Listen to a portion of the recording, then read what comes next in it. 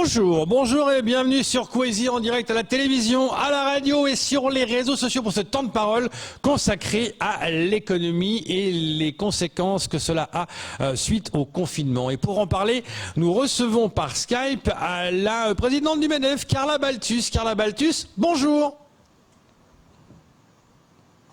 Oui, bonjour. Bonjour à tous les auditeurs et tous les téléspectateurs de Kwesi. Merci d'être présente ce matin par Skype. Alors Carla Balthus, d'abord, je voudrais avoir votre sentiment suite à l'annonce du préfet de confiner tout Mayotte par rapport aux entreprises, justement. Quelle est votre réaction ? Eh bien oui, comme vous venez de le dire il y a quelques instants, pourquoi je dis que nous sommes choqués, c'est parce que nous avons eu des rencontres avec le préfet, ça remonte à plus de 2 semaines, où, comme vous le savez, nous avons créé une intersyndicale salariale et patronale depuis mars 2019 pour gérer tous ensemble la crise et accompagner l'État. Et donc, on essaie toujours bien sûr de défendre l'économie au mieux, malgré la gestion de la crise sanitaire qui, bien sûr, est la priorité de tous. Et donc, nous essayons toujours de convaincre le préfet de ne pas confiner.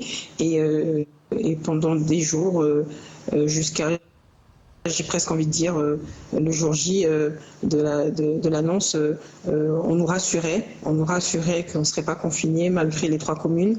Et donc, quand la nouvelle est tombée, ça a été forcément un choc parce qu'on ne s'y attendait pas. Et donc, on se rend compte aujourd'hui que c'est une décision qui a été prise au vu des chiffres, parce qu'effectivement, il est évident qu'avec la saturation de l'hôpital, on n'a plus le choix. Mais ce qui nous choque aussi, c'est que comment on est arrivé là. On voudrait des explications.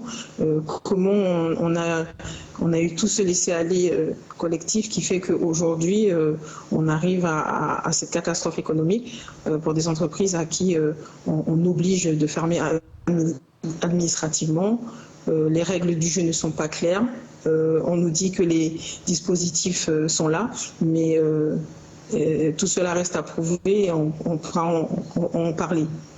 Justement, est-ce que vous comprenez la décision du préfet de laisser ouvert tout le secteur du BTP, mais pas les autres, alors que apparemment ce serait une décision en demi-teinte, certains doivent fermer, d'autres pas. Est-ce que vous comprenez cette décision ? Écoutez, on ne peut pas fermer le BTP. Il y a une expression qui dit que quand le bâtiment va, tout va. C'est pas forcément le cas aujourd'hui, mais on ne peut pas fermer le BTP.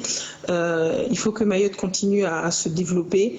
Ce qu'il faut comprendre, c'est que on a demandé à toutes les entreprises de s'armer pour lutter contre ce virus. Donc on a tous les gestes barrières qui sont respectés, on a tous les dispositifs de désinfection qui sont mis à la disposition des clients. Donc aujourd'hui, ce qu'on ne comprend pas, c'est que quand on fait tous ces efforts-là qui coûtent de l'argent et où il n'y a pas forcément eu toujours de l'accompagnement de l'État, eh ben, on nous demande de fermer à ceux à qui on demande de fermer. Ceux qui ont la chance d'être ouverts, tant mieux pour eux. Et on est soulagé aussi pour eux. Maintenant, ceux qui n'ont pas le droit d'ouvrir, alors qu'ils ont ils ont pris toutes les précautions, ça, on ne comprend pas. On ne comprend pas pourquoi certains secteurs et pas d'autres. Et on est persuadé que nos commerces ne sont pas des lieux de contamination. Kamar Boura, une question à vous poser, Carla. Oui, Carla Balthus, alors bonjour d'abord. Vous disiez lors du premier confinement, vous demandiez d'ailleurs au département et à l'État déjà de payer ce qui devait aux entreprises. On sait que aujourd'hui le délai en tout cas de pouvoir payer pas mal de marchés met en mal aujourd'hui pas mal d'entreprises. Est-ce que ça c'est quelque chose qui a un point qui a été soulevé ou que vous avez discuté récemment, notamment il y a 2 semaines, ou est-ce que c'est toujours au même point ? Écoutez, comme je vous disais il y a 2 semaines, on nous disait que tout va bien, donc on n'a pas discuté de ces sujets-là. Il y avait des échanges entre l'ARS et la préfecture, il n'y avait pas forcément des coïncidences entre les chiffres qui étaient annoncés de part et d'autre, donc on ne savait pas trop où on allait, mais on n'a pas discuté de ces sujet-là. Quand on s'est vu au dernier jour, à presque 1 heure de l'annonce, tout a été fait dans la précipitation. On nous a dit, voilà, c'est bon, ne vous inquiétez pas, les dispositifs sont là.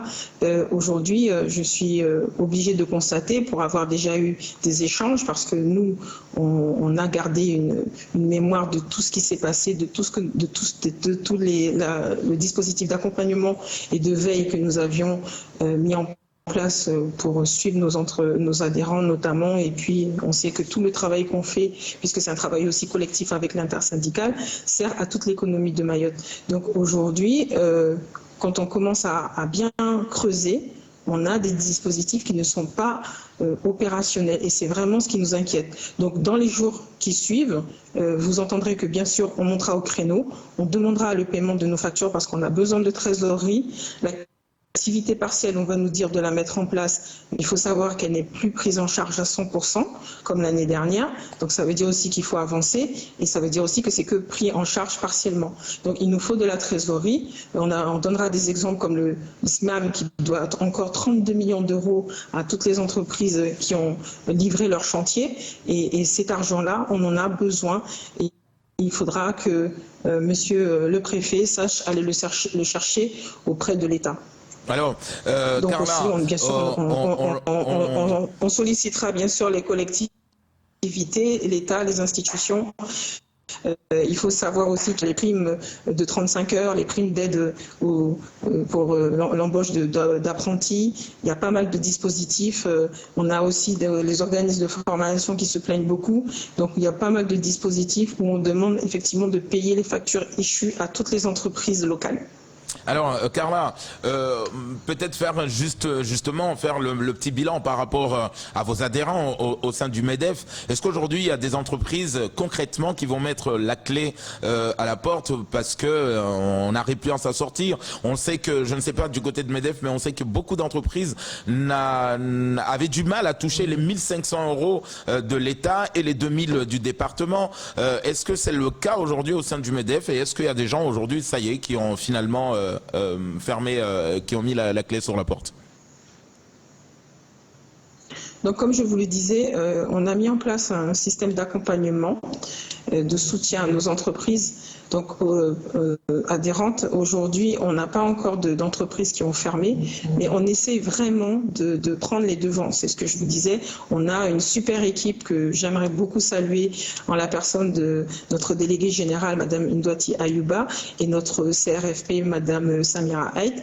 Donc, on a une super équipe, et sans compter nos mandataires qui les encadrent et qui siègent dans beaucoup d'institutions. Et on a aussi le club des organismes de formation, on a aussi le club des RH de MEDEF et bientôt le club Export.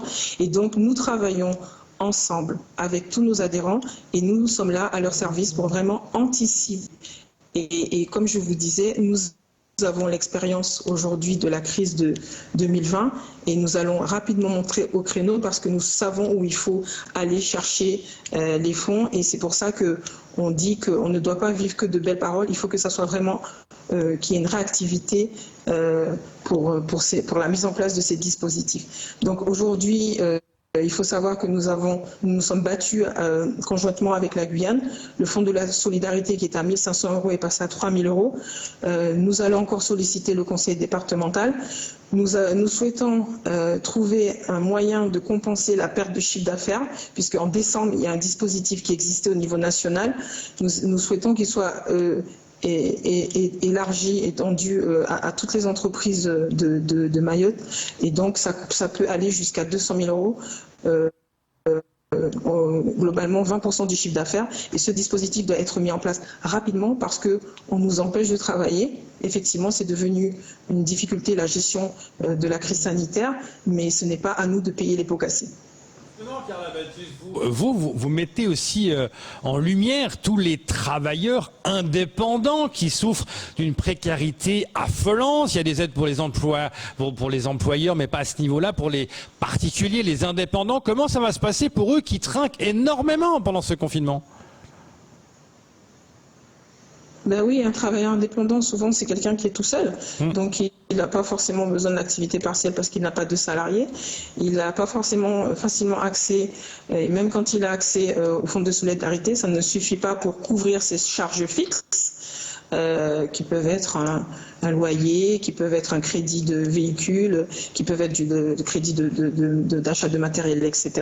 Donc, ça ne suffit pas. Et ce que nous déplorons, et ça fait déjà plus de 3 ans, puisque notre mandat a 3 ans, que nous nous battons, que nous montons au créneau pour que les travailleurs indépendants soient pris en charge sérieusement.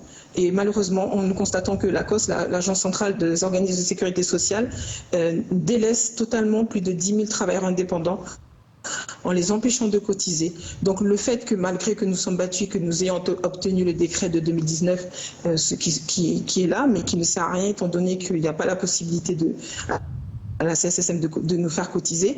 Donc aujourd'hui, il y a un fonds supplémentaire de solidarité qui est là pour les travailleurs indépendants, où on voit que tout le monde, toutes les branches actives et demandent à la cause de faire remonter les besoins pour aider ces travailleurs indépendants en précarité, en forte précarité. Et bien ce dispositif, nous ne l'avons pas parce que nous n'avons pas de caisse de solidarité, parce qu'on nous a empêché, on nous empêche de cotiser. Donc ça veut dire qu'on n'a pas de retraite, on a pratiquement accès à rien. On est comme même une personne qui ne travaille pas, ou même des fois comme sans papier, on bénéficie des systèmes de CMU entre guillemets qui est à Mayotte, et on voit que ça, comment dirais-je, on n'est pas protégé. Sincèrement, on n'est pas assez protégé et pas protégé, sachant que souvent, en parallèle, nous cotisons énormément pour nos salariés.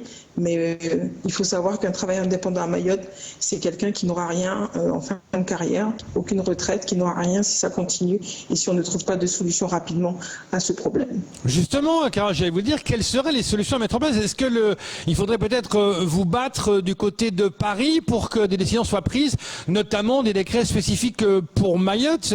C'est vraiment un problème là. Est-ce que vous allez vous battre à ce niveau-là par rapport à la gouvernance à Paris? Mais bien sûr, nous allons continuer à nous battre, et c'est aussi pour ça que nous avons besoin de l'accompagnement de nos parlementaires, parce que notre voix ne suffira pas. Il faut aussi que nos parlementaires, nos élus aussi, nous accompagnent et appuient nos demandes, c'est certain. Alors, Carla, vous avez été reçue au mois d'octobre dernier par le directeur de cabinet du ministère des Outre-mer. Beaucoup de questions que vous avez soulevées. Est-ce qu'aujourd'hui, il y a un retour depuis votre passage à la rue Oudinot? Concrètement, il n'y a pas forcément de retour. C'est-à-dire que quand nous sommes partis, nous devions nous assurer notamment de certains dispositifs fiscaux, de leur maintien. Donc c'est le cas. Donc on a été rassurés là-dessus et on a bien vu que les textes prouvent qu'ils sont applicables. Nous étions aussi partis pour monter au créneau concernant la fameuse dette de 32 millions d'euros du SMAM, dont je parlais tout à l'heure. SMEAM malheureusement à ce jour, nous n'avons pas encore eu de solution là-dessus. Excusez-moi. Et donc, pas de retour direct, mais c'était déjà aussi des échanges pour voir un peu tous les sujets dont on avait parlé. Mais on pense aussi que la crise sera un frein à tout ce qui devait être mis en place.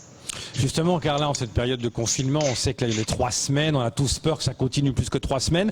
Est-ce que vous avez fait une demande spécifique au préfet, une réunion en urgence pour discuter de qu'est-ce qu'on va mettre en place, parce qu'il faut bien aider encore plus les sociétés maintenant? Apparemment, il y a un discours qui dit on va les aider, et vous dites on est vraiment dans la peine. Comment ça va se passer maintenant? Ben écoutez, nous, on a déjà commencé à prendre la tâche auprès des institutions. Nous sommes rapprochés déjà de la DRFIP, parce que c'est là où il y a pratiquement toute toutes les aides majeures, notamment l'activation des crédits d'impôt, notamment les fonds de solidarité, les fonds dont je parlais qui peuvent aller jusqu'à 200 000 euros qui couvrent les pertes de chiffre d'affaires. Aussi, sur le trésor payeur général pour payer aussi nos factures. Donc, on a d'autres institutions à rencontrer. Donc, nous sommes en train de préparer des réunions de travail pour nos adhérents avec la Caisse de sécurité sociale, avec la DIEC. Vous savez aussi que nous avons demandé récemment le remboursement des indemnités journalières de la SEPTEN. Ce sont des dispositifs pour lesquels on a eu un accord de principe, mais techniquement, il faut que ça soit mis en place pour que les entreprises puissent actionner rapidement ces dispositifs. Quelque chose qui était mis sur la table pour les entreprises, c'était toutes ces dettes, à un moment donné, il va falloir les rembourser. Certains ont déjà fait plus de 3 millions de dettes, enfin de dettes, je parle de report fiscal, de ces aides garanties par l'État. Est-ce qu'à un moment donné, il ne vaudrait pas mieux dire à l'État, écoutez, faut effacer la dette là, parce qu'on ne pourra jamais remonter, parce que même si on a 2-3 ans pour rembourser, si ça continue, on ne va pas s'en sortir. Écoutez, pour être en relation permanente avec le BDF national, nous avons eu des réunions de travail lors des assemblées permanentes et lors des comités de région où je siège en tant que représentant de la région Mayotte. On nous a bien fait comprendre que l'État va donner de l'argent, mais il ne faut pas compter sur les exonérations. Maintenant, il y a certaines exonérations qui ont été, entre guillemets, attribuées d'office. Donc c'est une très bonne chose. On continuera à demander, mais le principe, il faut le savoir, c'est que si vous avez les moyens de payer vos charges sociales, il ne faut pas jouer au malin, il faut payer vos charges. Maintenant, pour ceux qui sont vraiment en difficulté extrême, au cas par cas, on nous a fait comprendre qu'on pourra défendre ces entreprises.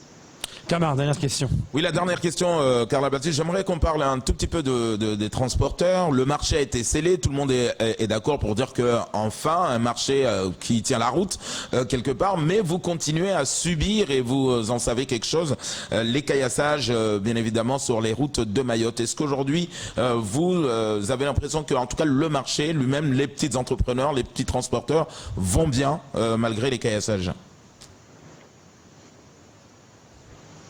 Alors là, non, ça serait mentir. Ça serait mentir parce que les caillassages, c'est devenu la plus grande des maladies des transporteurs. Nous-mêmes, nous avons subi dans mon entreprise 2 caillassages vendredi soir.